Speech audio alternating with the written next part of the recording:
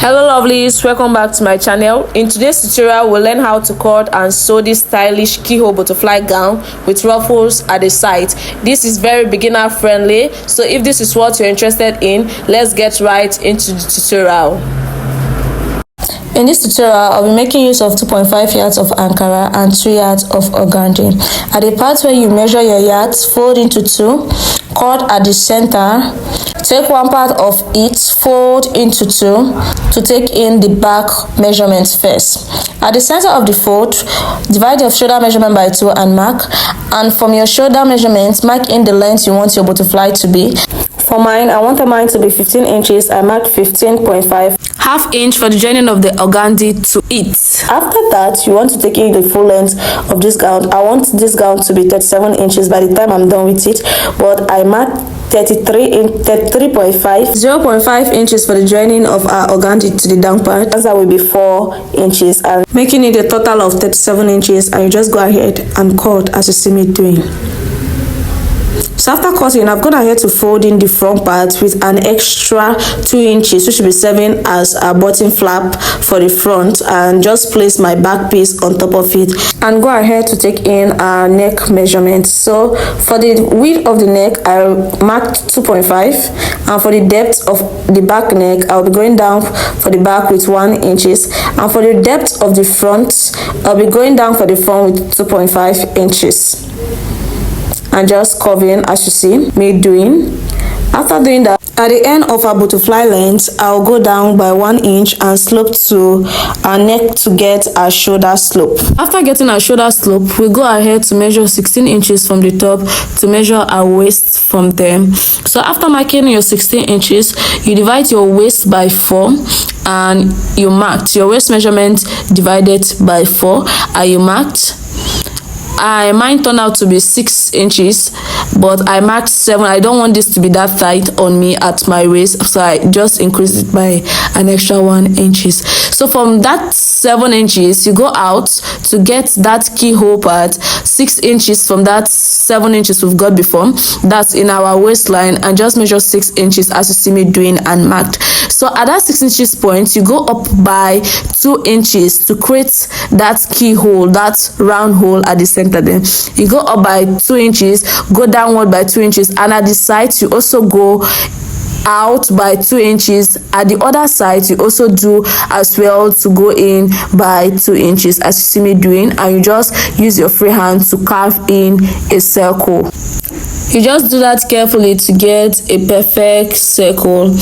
After doing that, you just go ahead to cut at the circle parts. Carefully cut to avoid any shift of the material.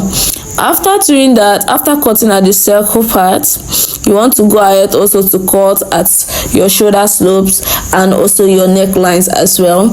Please take note to differentiate the back neckline from the front to avoid making mistake. Just follow carefully as I cut mine and do same for yours, and go ahead to open up the button flap of the front part as you've seen me doing. So after doing that, we want to mark in the curvy part we have at the bottom of this gown. So from the bottom line, I went up by 6 inches mark and went down by 6 inches as well at the side, and also mark, and just use my free hand to give it a good C curve as you see me doing. Just use your free hand to give it a good C curve, and you go as well to cut it. So I'll just use my hand to give it a very good C curve as you see me doing. So after doing that, we want to go ahead to stitch in our button flap at the front as you see me referring to that particular part. So I've gone ahead to stitch in, and this is what it's looking like. So after stitching in, you go ahead to place in your back with your front sides facing each other and stitch at that circle part I was referring to. So after stitching, I've gone ahead to stitch. After stitching, this is what it's looking like. So I just go ahead to notch at the outer part where I've stitched, just give it a good notch so that by the time you flip it over, it will come out very neat. So you just notch yours as you see me doing, and just do the same also for the other side. Duplicate the notches at the other part also. Just go ahead and notch as you see me doing. So after notching, you just go ahead to flip it up to the front. Just flip it up to the front using that same hole. Using that hole, you just flip it into the front as you see me doing. So you do this for both sides, for the right and also for the left side of this gown. If you've been watching this tutorial to this point, please do well to like, subscribe, and turn on your notification bell to get notified whenever we upload a new video.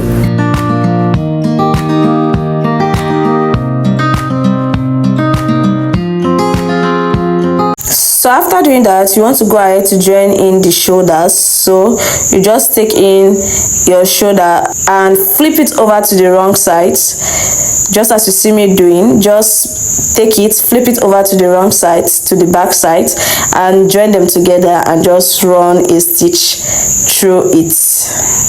This might look a little bit complicated, but just follow the way I did mine and you just get it perfectly. So after joining the shoulders and flipping it to the right side, this is what it's looking like currently. So we want to go ahead to measure round our neck to get the measurement of our neck collar. So yeah, I measured and got 18.5. Round the neckline, I measured mine and I got 18.5 inches. I went ahead to cut an extra piece of 19.5 inches and 2 inches for the depth. This is actually in a fold. So I've gone ahead to iron my collar gum to it, and while ironing, I made sure that one part was longer than the other with 0.5 inches. So I'll just measure this for you people, for you guys to see what I meant by keeping 19.5 inches.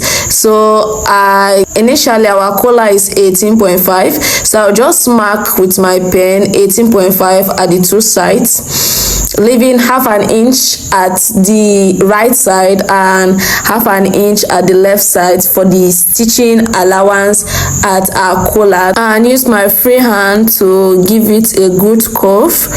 Just follow what I'm doing silently. I'll just use my free hand to give it a good curve at the both side as you see me doing. So please just replicate same for yours to get a very good collar. So I'll just use my free hand to curve at the both side as you see me doing, and as well I'll just use my scissors to cut through at the center as you see me doing.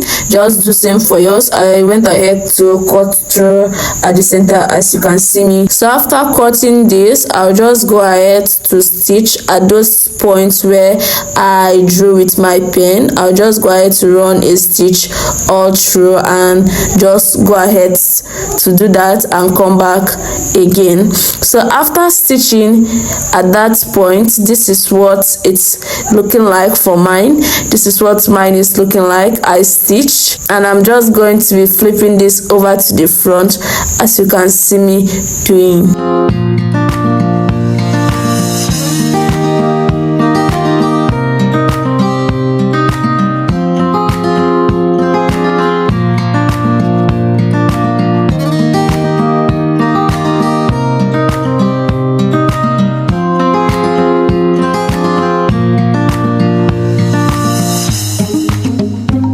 So after flipping it to the front, I'm just going to iron this up, and at that part where we left that extra half inch, I'm going to fold it inward and give it a good press to make it lap in perfectly. So I've gone ahead to press this, and this is what it's looking like.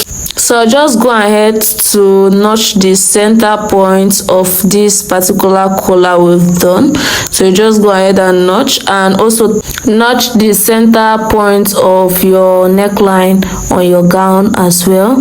place this at the 2 notches from the center point and just stitch all through it.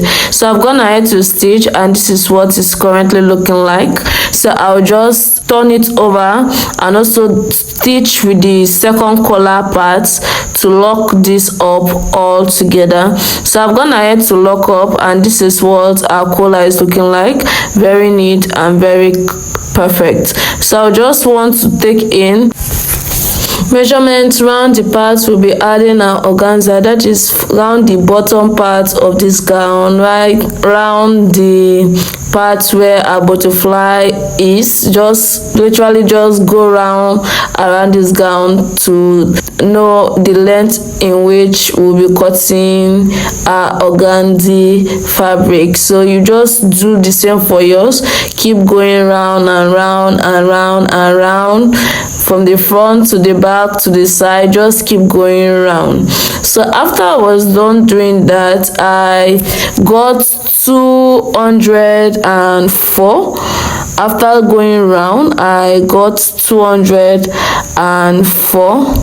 So I'm going to be timesing that 204 we got by 2. Remember, our organza at the side will be in a gathered form to make it look fuller. So I'll just times that by 2 to get a full portion of our gathers by the time we'll be putting our gathers to the dress. So after timesing that, I got 408. So I'm just gonna ahead to fold in my organza. Remember, at the initial start when we started cutting this gown, I mentioned I wanted the length of my gown to be 37, which I ended up cutting the Ankara part 33, saying our organza will be 4 inches. So for the organza part, I cut 0.5 for stitching and for 4 inches for the actual length in which I want it to be. So I've gone ahead to cut this in multiple places, and I'll just go ahead to join at the sides where I'm actually referring to, that part I'm holding. I'll just join all of them together. So I've gone ahead to join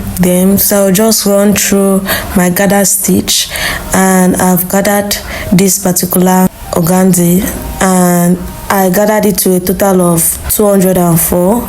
That is what we actually measured the total to be, and I'll just go ahead to attach it to the gown.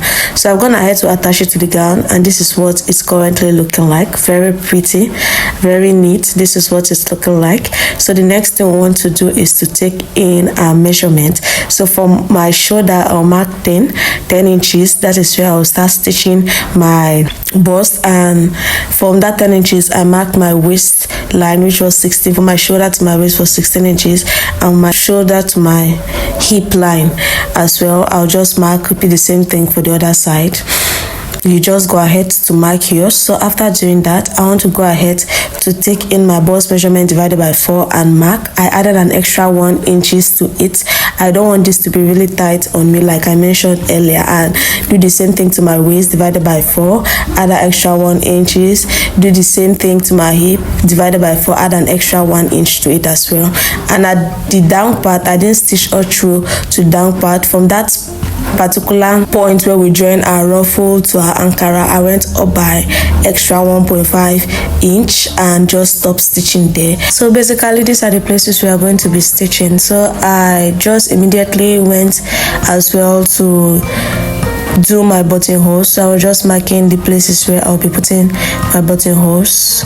So I marked 3 inches away from each other, as you can see me doing right to the end. Go ahead to stitch all of this. So after stitching, this is how our gown came out after ironing it very well. This is what it came out, very beautiful. So if you've been watching this video from the beginning to this point, please do well to like, subscribe to our channel, and turn on your notification bell to get notified whenever we upload a new video. Thank you.